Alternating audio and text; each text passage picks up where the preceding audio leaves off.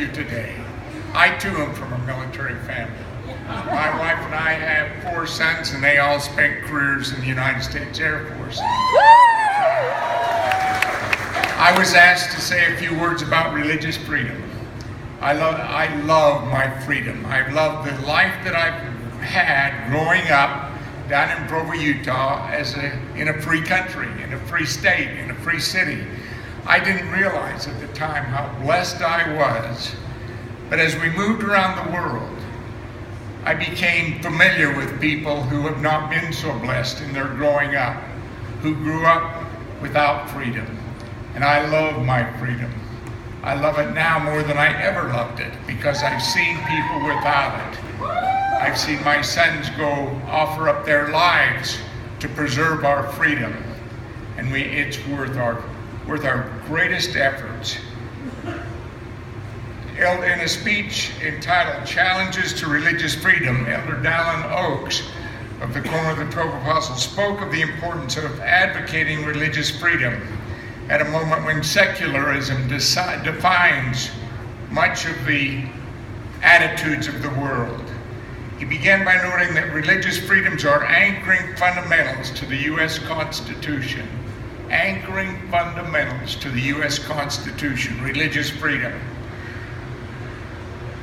Foremost among those fundamentals is the vital principle that government should not enforce or establish a state religion. We believe that, but everybody doesn't believe that.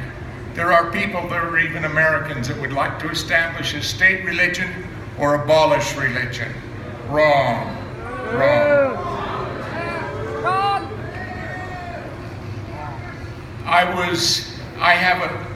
Freedom has a feeling about it, even a taste and a smell. I was part of a negotiating team to go to Moscow at one time when I was when the wall was still up. And as we departed last sight in Belgium, my translator, who was a Russian, said, "Breathe your last breath of free air." I said, "You're crazy." I said, "George, what are you talking about?" He says, "Well, you just come to me in a few days after you've seen your first smile in Moscow." And I thought, well, that's easy. And I went there, and after 3 days, I came to him and I said, "George, you're right. I haven't seen a smile yet." Everybody was reflecting the attitude of no freedom, and it has a feeling about it. And I went back several years later, and Moscow had changed. The wall had come down, communism was gone, and the people were smiling on the streets. That's how dramatic the feeling of freedom is. On that same trip where I was with the negotiating team, we were in negotiation, we had a little break, so I got up and I just went out to the restroom. My KGB handler came running out after me. He says, "Where have you been?" I said, "Well, I went to the restroom." And he said, "You don't go anywhere without my permission." That's the absence of freedom. That same KGB handler, we were up in St. Petersburg, and he said, I'd taken some pictures, and he said, "There's a great picture of the palace, take that picture." And I said, "Well, I just did." And he grabbed my arm, and he actually bruised it. He squoze it so hard. He said, "I said, take the picture."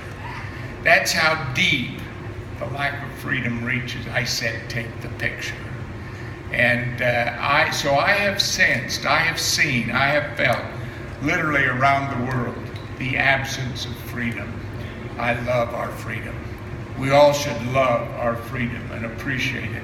Freedom of religion. And it's funny to talk to a group like this about freedom of religion, because these mountain valleys were turned from sagebrush oak flats into blossoming like the rose by people seeking their religious freedom, the pioneers who came here.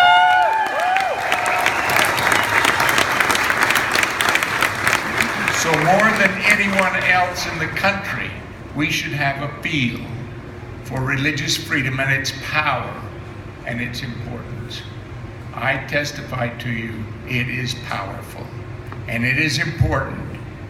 Unfortunately, we don't realize the importance very often until we lose it. May we dedicate ourselves never to lose it. Never to lose it. Thank you.